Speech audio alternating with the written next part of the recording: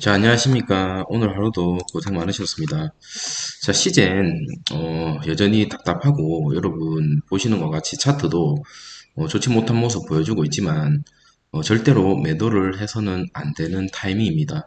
그 이유에 대해서 제가 뒤에서 자세하게 한번 말씀을 드릴 건데, 일단은, 보시는 것 같이 거래량 자체가 지금 너무나 없고요.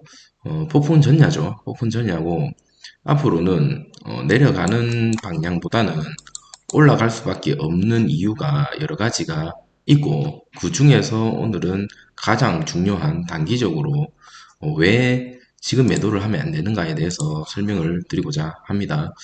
그 부분에 대해서는 뒤에서 말씀을 드릴 거고요. 오늘 차트를 보시면 오늘도 여전히 답답한 모습을 보여주면서 정말 한동안은 시즌 주식 좀 안 보는 게 낫지 않을까. 건강 상태를 유지하기 위해서는 차라리 안 보는 게 낫지 않을까라는 생각이 들 정도로 처참합니다. 매우 처참하고 아마 이 고점에서 잡은 개인 투자자들은 많은 지금 시름과 아픔을 갖고 있지 않을까라는 생각이 듭니다. 저처럼요.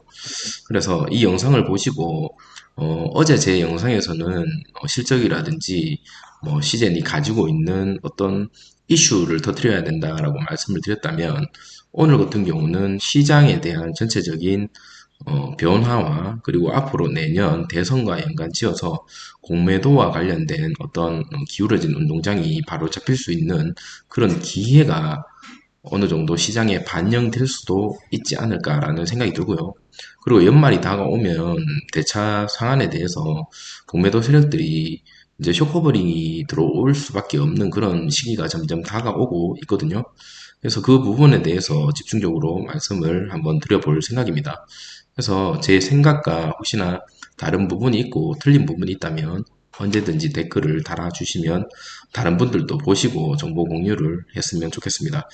자, 오늘 같은 경우는 시간대별 증시 현황을 보면요. 코스피 같은 경우는 플러스 0.08%로 마무리가 되었고요. 코스닥은 0.62%로 마무리가 되었습니다. 코스닥 같은 경우는 천스닥을 간신히 유지하면서 계속 행보를 이어나가고 있는 모습을 보여주고 있습니다. 자, 오늘 수급도 사실은 거래량 자체가 매우 미비하죠. 거래량 자체도 미비하고 오늘 기간에서 특히 금투에서 조금 매수를 하면서 그렇게 마무리가 되었습니다. 자, 오늘 특징 뉴스 살펴보고 왜 시즌을 지금 매도하는 타이밍이 아니다라는 것을 지금이 바닥이다라는 것에 대해서 다시 한번 말씀을 드리도록 하겠습니다.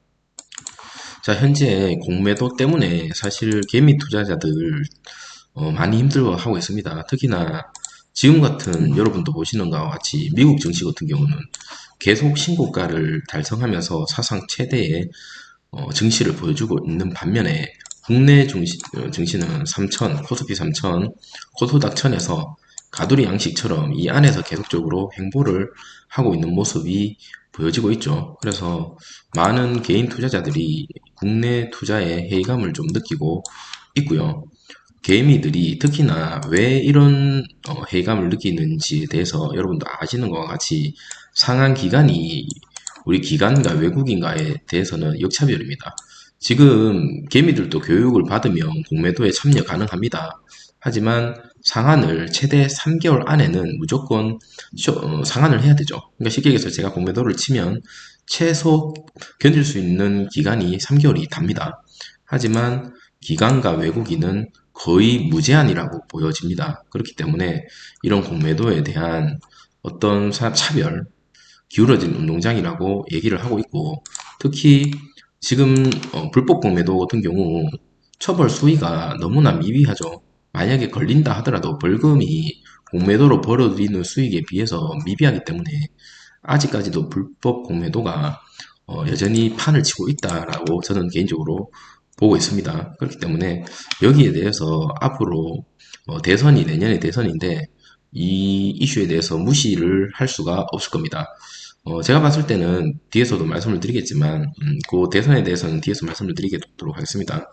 자, 공매도 지금 개미들도 참여할 수 있게끔 만들어 놨는데, 아까 제가 말씀드린 것처럼 개미는 3개월 안에 무조건 갚아야 된다라고 말씀을 드렸죠. 그래서 이 60일 동안 만약에 공매도를 쳤는데 주가가 오르면 개미는 무조건 손해보는 게임입니다. 그렇기 때문에 아무래도 좀 힘들다. 하지만 아까 말씀드린 것처럼 기관이나 외국인은 절대 그렇지가 않고 처벌도 엄청 강화됐다고 얘기는 하지만 사실 엄청나게 와닿지는 않는다라는 거죠. 특히나 이 공매도에 엄청난 직격탄을 맞은 종목이 있습니다. 셀트리온하고 시젠이죠. 셀트리온하고 시젠이 공매도에 이어서 지금 위드 코로나 시작으로 해서 계속적으로 주가가 떨어지고 있습니다. 두 가지 종목 다 처참합니다. 40만원 넘었던 셀트리온 지금 21만원, 32만원 됐던 거 지금 5만원. 각각 엄청나게 많이 떨어지고 있고, 여기에 대해서 공매도의 역할이라고 할 수 있나요? 공매도에 틀림없이 영향을 받을 수밖에 없는 그런 종목이었습니다. 자, 대선을 한번 얘기를 안 할 수가 없는데, 최근에 국민의힘에서 홍준표 의원이 이제 낙선이 되면, 떨어지면서, 윤석열이 이제 대표로 나왔죠. 근데 제 개인적인 생각으로는요, 이거 제 개인적인 생각인데, 만약에 이재명과 홍준표의 대결이었다면 사실 거의 박빙에 제 개인적으로 홍준표가 조금 더 유리하지 않았을까라는 생각이 조금 드는데 이제는 제가 봤을 때 이재명이 대통령이 당선될 확률이 조금 더 있지 않을까라는 개인적인 생각입니다. 그래서 그의 발언들을 무시할 수가 없는데 오늘 뉴스죠. 기울어진 운동장에 대해서 언급을 했고 큰손 개미 공정 거래를 해야 된다라고 얘기를 했습니다. 이 사람은 자기가 맞다고 생각하는 건 무조건 해야 되는 그런 성격을 가지고 있거든요. 그래서 만약에 이거에 대해서 본인이 대통령이 된다면 틀림없이 무리를 해서라도 진행을 할 것 같은데 어, 마지막으로 얘기했던 게 이거죠. 기울어진 운동장에서 경기에 한화할 사람은 없고 경기에 참여하고 경기를 보는 이가 함께 인정하는 공정한 규칙을 세운 이재명 정부를 만들겠다라고 하고 있죠. 그래서 여기에 대해서 어느 정도 수혜를 받을 수 있는 종목 중에 하나가 시젠이지 않을까라는 개인적인 생각입니다. 자, 다가오는 연말이죠. 이제 연말이 다 와가죠. 그래서 공매도에 대한 쇼커버링 가능 종목에 대해서도 시장에서 얘기를 하고 있는데 보시는 것과 같이 시젠이 그 중에 하나에 속해 있습니다. 그래서 지금 당장 매도를 하는 것보다 지금까지 기다렸다면 이제는 조금 더 버티는 게 맞지 않을까라는 생각이 듭니다. 추가적으로 지금 유럽이나 독일, 뭐, 다른 나라에서 제약산에 대한 어떤 팬데믹에 계속적으로 얘기를 하고 있습니다. 특히나, 백신 접종은 아시아가 늦었는데도 불구하고, 위드 코로나는 유럽이 먼저 했는데, 위드 코로나를 먼저 했던 유럽은 점점점 코로나가 사라지는 것처럼 보였으나, 현재는 다시 이렇게 됐죠. 아시아는, 일본 같은 경우는 뒤에서 보여드리겠지만, 계속적으로 이렇게 떨어지고 있습니다. 근데 또다시 또 어떻게 이렇게 될지 아무도 알 수가 없는 상황입니다. 유럽이나 이런 곳에서 특히 이스라엘이라든지 과거에 방역에 대해서 우수 국가들도 지금은 좋지 않은 모습을 보여주고 있기 때문에 이 아시아가 지금 떨어지고 있다고 해도 당장 코로나가 사라지기는 힘듭니다. 그래서 시젠이 가지고 있는 비중 중에 무시할 수 없죠. 그 코로나 진단 거기에 대한 어떤 확보는 캐시카우에 대한 확보는 내년까지는 충분히 보장되어 있다라고 저는 판단이 되고 그 이후에 시즌이 앞으로 어떤 행보를 보여줄지에 대해서 주가가 다시 한번 폭등을 할 수 있지 않을까라는 생각이 듭니다. 자, 일본 같은 경우는 지금 계속적으로 코로나가 급감하고 있고 델타 변이가 계속 변이하면서 자멸하고 있다라고 얘기를 하고 있지만 이 부분에 대해서도 예측입니다. 예측이고 아까 말씀드린 것처럼 일본이 여러분 아시는 것과 같이 진단키트를 과거에 올림픽을 할 때 10,000명씩 나오다가 갑자기 이렇게 된 이유가 진단키트에 대한 그 금액에 엄청나게 올려버리고 검사에 대한 진단 숫자를 줄여버리니 당연하게 숫자가 많이 안 나올 수밖에 없는 상황이죠. 그래서 이런 부분도 무시 못하고 아까 말씀드린 것처럼 위드 코로나를 미리 했던 다른 나라를 봤을 때 또다시 어떻게 될지는 아무도 알 수 없는 그런 상황입니다. 그래서 진단은 한 명이 걸리더라도 주변에 있는 사람들이 다 해야 되기 때문에 치료제나 백신이나 이런 것들보다 오히려 더 많이 수요가 늘 수밖에 없다라는 생각이 듭니다.